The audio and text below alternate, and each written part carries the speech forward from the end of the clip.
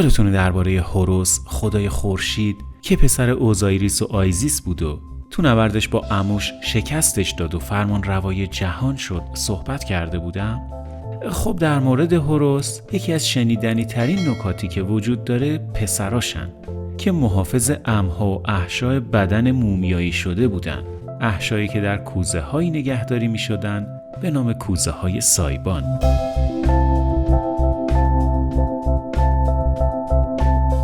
هوروس 4 پسر داشت که بر اساس باور مصریان باستان در قالب 4 خدای حیوان شکل محافظ مرده ها تو زندگی پس از مرگشون بودن.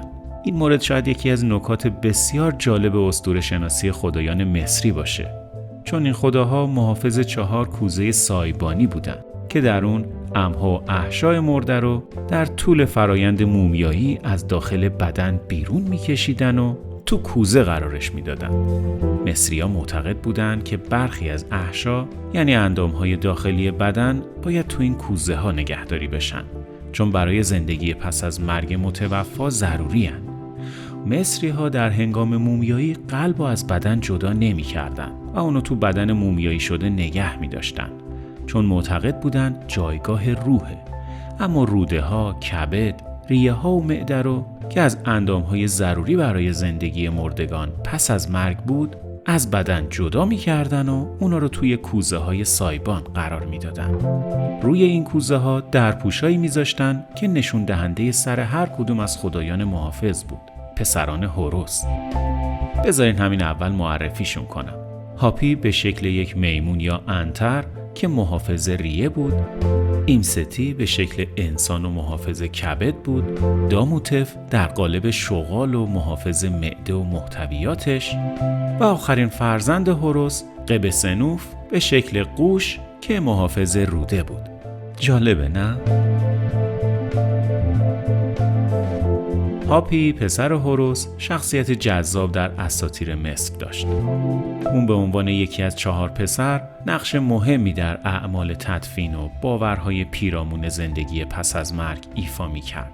مثلا تو مراسم مومیایی کردن هاپی با محافظت از ریه ها مرتبط بود و مسئولیت نگهداری از ریه های متوفا رو بر عهده داشت.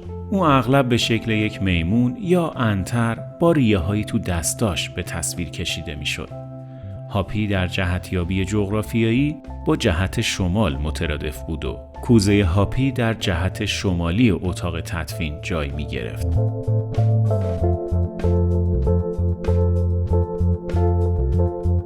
ایمستی از خدایان 4گانه پسران هوروس نقشی متمایز و حیاتی در آیین‌ها و باورهای تشییع جنازه مصر باستان ایفا می‌کرد. اون نگهبان کبد بود و به صورت کوزه‌ای با سر انسان به تصویر کشیده می‌شد.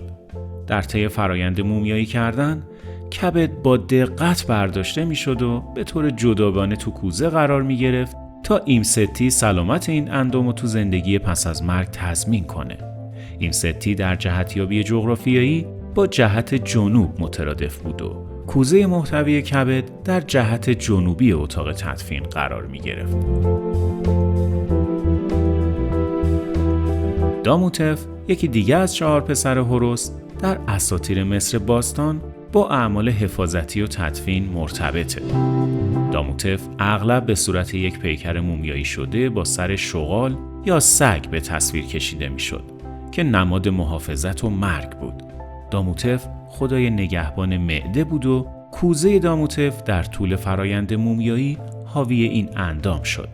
کوزه ها در کنار متوفا در مقبره قرار می گرفتن تا از محافظت از اعضای بدن در زندگی پس از مرگ اطمینان حاصل بشه. در جهت شناسی جغرافیایی هم داموتف نماد جهت شرق و بازتولد و طلوع خورشید بود.